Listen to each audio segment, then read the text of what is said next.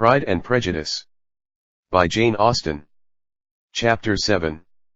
Mr. Bennet's property consisted almost entirely in an estate of 2,000 a year, which, unfortunately for his daughters, was entailed, in default of heirs male, on a distant relation, and their mother's fortune, though ample for her situation in life, could but ill supply the deficiency of his. Her father had been an attorney in Meryton, and had left her £4,000. She had a sister married to a Mr. Phillips, who had been a clerk to their father and succeeded him in the business, and a brother settled in London in a respectable line of trade. The village of Longbourn was only 1 mile from Meryton, a most convenient distance for the young ladies, who were usually tempted thither 3 or 4 times a week, to pay their duty to their aunt and to a milliner's shop just over the way. The 2 youngest of the family, Catherine and Lydia, were particularly frequent in these attentions. Their minds were more vacant than their sisters', and when nothing better offered, a walk to Meryton was necessary to amuse their morning hours and furnish conversation for the evening, and however bare of news the country in general might be, they always contrived to learn some from their aunt. At present, indeed, they were well supplied both with news and happiness by the recent arrival of a militia regiment in the neighborhood. It was to remain the whole winter, and Meryton was the headquarters. Their visits to Mrs. Phillips were now productive of the most interesting intelligence. Every day added something to their knowledge of the officers' names and connections.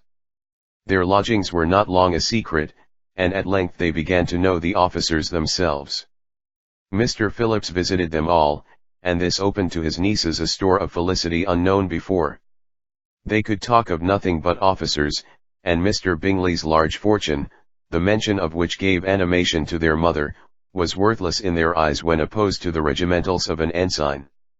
After listening one morning to their effusions on this subject, Mr. Bennet coolly observed: "From all that I can collect by your manner of talking, you must be 2 of the silliest girls in the country. I have suspected it some time, but I am now convinced." Catherine was disconcerted, and made no answer, but Lydia, with perfect indifference, continued to express her admiration of Captain Carter, and her hope of seeing him in the course of the day, as he was going the next morning to London. "I am astonished, my dear," said Mrs. Bennet, "that you should be so ready to think your own children silly. If I wished to think slightingly of anybody's children, it should not be of my own, however. If my children are silly, I must hope to be always sensible of it. Yes, but as it happens, they are all of them very clever. This is the only point, I flatter myself, on which we do not agree. I had hoped that our sentiments coincided in every particular, but I must so far differ from you as to think our 2 youngest daughters uncommonly foolish. My dear Mr. Bennet, you must not expect such girls to have the sense of their father and mother. When they get to our age, I dare say they will not think about officers any more than we do.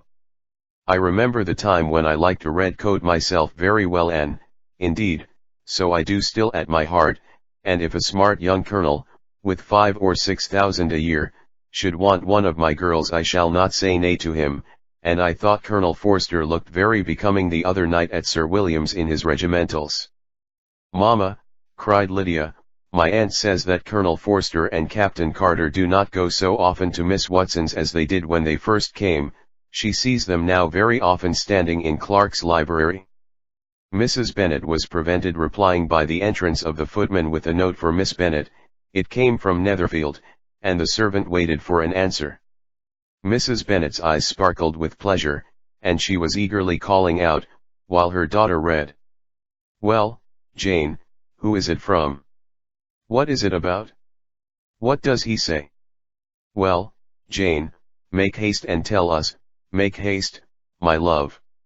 "It is from Miss Bingley," said Jane, and then read it aloud. "My dear friend, if you are not so compassionate as to dine today with Louisa and me, we shall be in danger of hating each other for the rest of our lives, for a whole day's tete-a-tete between 2 women can never end without a quarrel.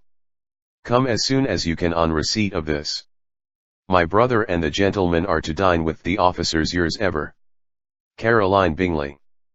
"With the officers?" cried Lydia. I wonder my aunt did not tell us of that. Dining out, said Mrs. Bennet, that is very unlucky. Can I have the carriage, said Jane. No, my dear, you had better go on horseback, because it seems likely to rain, and then you must stay all night. That would be a good scheme, said Elizabeth, if you were sure that they would not offer to send her home. Oh, but the gentlemen will have Mr. Bingley's chaise to go to Meryton, and the Hursts have no horses to theirs. I had much rather go in the coach. But, my dear, your father cannot spare the horses, I am sure. They are wanted in the farm, Mr. Bennet, are they not? They are wanted in the farm much oftener than I can get them. But if you have got them today, said Elizabeth, my mother's purpose will be answered. She did at last extort from her father an acknowledgment that the horses were engaged. Jane was therefore obliged to go on horseback, and her mother attended her to the door with many cheerful prognostics of a bad day. Her hopes were answered. Jane had not been gone long before it rained hard. Her sisters were uneasy for her, but her mother was delighted. The rain continued the whole evening without intermission. Jane certainly could not come back. This was a lucky idea of mine, indeed, said Mrs. Bennet more than once, as if the credit of making it rain were all her own. Till the next morning, however, she was not aware of all the felicity of her contrivance. Breakfast was scarcely over when a servant from Netherfield brought the following note for Elizabeth. My dearest Lizzie, I find myself very unwell this morning, which, I suppose, is to be imputed to my getting wet through yesterday. My kind friends will not hear of my returning till I am better. They insist also on my seeing Mr. Jones, therefore do not be alarmed if you should hear of his having been to me, and, excepting a sore throat and headache, there is not much the matter with me. Yours, etc. Well, my dear, said Mr. Bennet, when Elizabeth had read the note aloud, if your daughter should have a dangerous fit of illness, if she should die, it would be a comfort to know that it was all in pursuit of Mr. Bingley, and under your orders. Oh! I am not afraid of her dying. People do not die of little trifling colds. She will be taken good care of. As long as she stays there, it is all very well. I would go and see her if I could have the carriage. Elizabeth, feeling really anxious, was determined to go to her, though the carriage was not to be had, and as she was no horsewoman, walking was her only alternative. She declared her resolution. How can you be so silly, cried her mother, as to think of such a thing, in all this dirt? You will not be fit to be seen when you get there. I shall be very fit to see Jane, which is all I want. Is this a hint to me, Lizzie, said her father, to send for the horses? No, indeed, I do not wish to avoid the walk. The distance is nothing when one has a motive, only 3 miles. I shall be back by dinner. I admire the activity of your benevolence, observed Mary, but every impulse of feeling should be guided by reason, and, in my opinion, exertion should always be in proportion to what is required. We will go as far as Meryton with you, said Catherine and Lydia. Elizabeth accepted their company, and the 3 young ladies set off together. If we make haste, said Lydia, as they walked along, perhaps we may see something of Captain Carter before he goes. In Meryton they parted. The 2 youngest repaired to the lodgings of one of the officers' wives, and Elizabeth continued her walk alone, crossing field after field at a quick pace, jumping over stiles and springing over puddles with impatient activity, and finding herself at last within view of the house, with weary ankles, dirty stockings, and a face glowing with the warmth of exercise.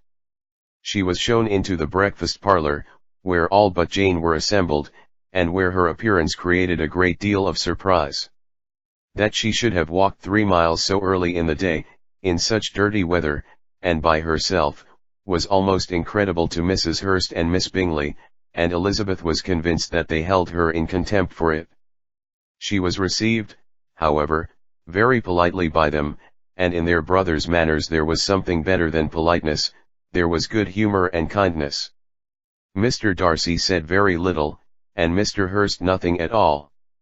The former was divided between admiration of the brilliancy which exercise had given to her complexion, and doubt as to the occasions justifying her coming so far alone. The latter was thinking only of his breakfast. Her inquiries after her sister were not very favorably answered.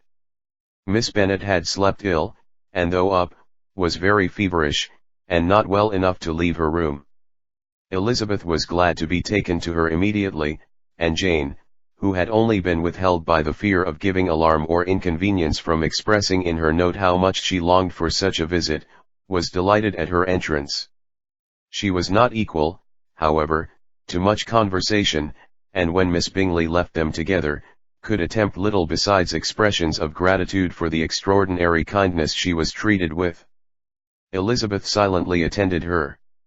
When breakfast was over they were joined by the sisters, and Elizabeth began to like them herself, when she saw how much affection and solicitude they showed for Jane. The apothecary came, and having examined his patient, said, as might be supposed, that she had caught a violent cold, and that they must endeavour to get the better of it, advised her to return to bed, and promised her some draughts. The advice was followed readily, for the feverish symptoms increased, and her head ached acutely. Elizabeth did not quit her room for a moment, nor were the other ladies often absent, the gentlemen being out. They had, in fact, nothing to do elsewhere. When the clock struck 3, Elizabeth felt that she must go, and very unwillingly said so. Miss Bingley offered her the carriage, and she only wanted a little pressing to accept it, when Jane testified such concern in parting with her, that Miss Bingley was obliged to convert the offer of the chaise to an invitation to remain at Netherfield for the present.